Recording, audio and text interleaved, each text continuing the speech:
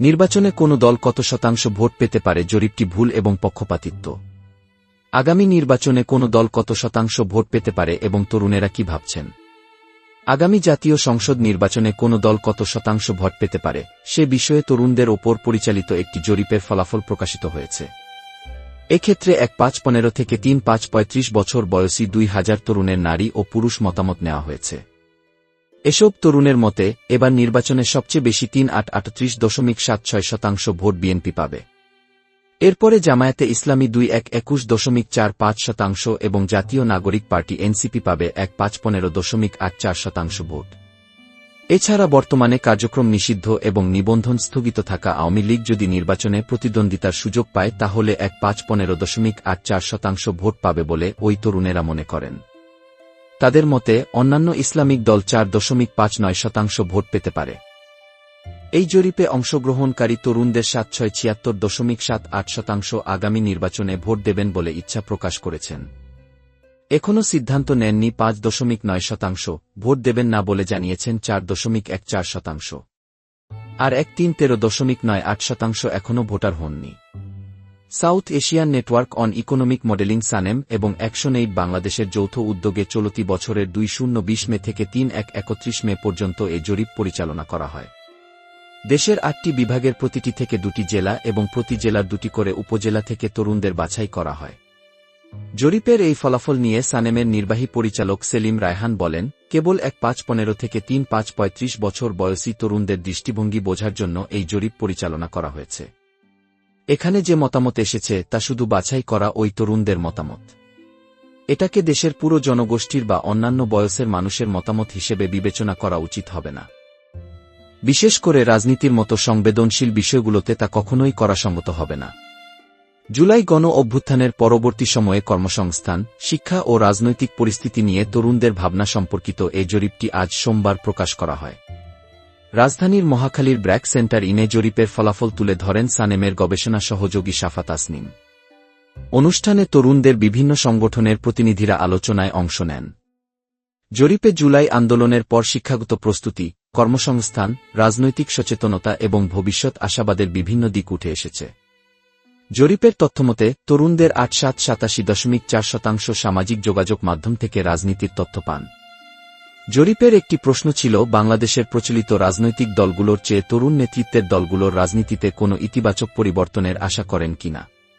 এতে ৪-৪২% বেশি তরুণ আশাবাদী বলে জানান।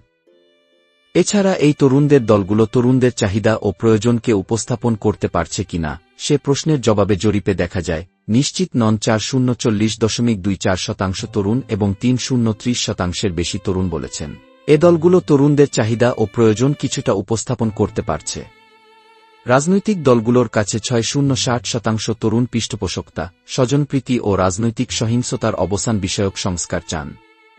তরুণদের প্রায় ৫-৫১.৭৭% মনে করেন ধর্মভিত্তিক রাজনীতি বাংলাদেশের উন্নয়নের জন্য সহায়ক।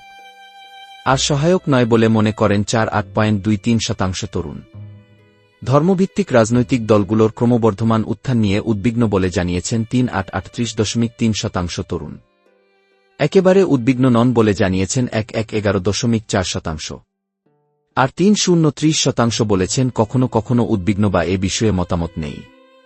কত সময়ের মধ্যে ধর্মভিত্তিক রাজনৈতিক দল বাংলাদেশের ক্ষমতায় আসবে এর উত্তরে ৩-৯-৩৯% বেশি বলেছেন তারা জানেন না এবং ২.২-২২% বলেছেন কখনোই না।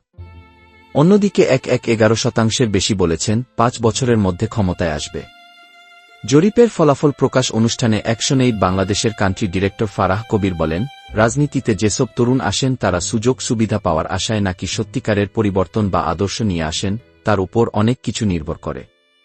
তিনি আরও বলেন, গণ অভ্যুত্থানের নেতৃত্ব সব সময় তরুণেরাই দিয়েছেন, কিন্তু নীতি নির্ধারণে গিয়ে আর এই তরুণেরা থাকেন না। অনুষ্ঠানে সানেমের নির্বাহী পরিচালক সেলিম রায়হান বলেন, সবকিছু মিলিয়ে যে নতুন বাংলাদেশের কথা চিন্তা করা হচ্ছে সেখানে এই সময়টুকুকে কতটা কাজে লাগানো যাচ্ছে তা দেখতে হবে।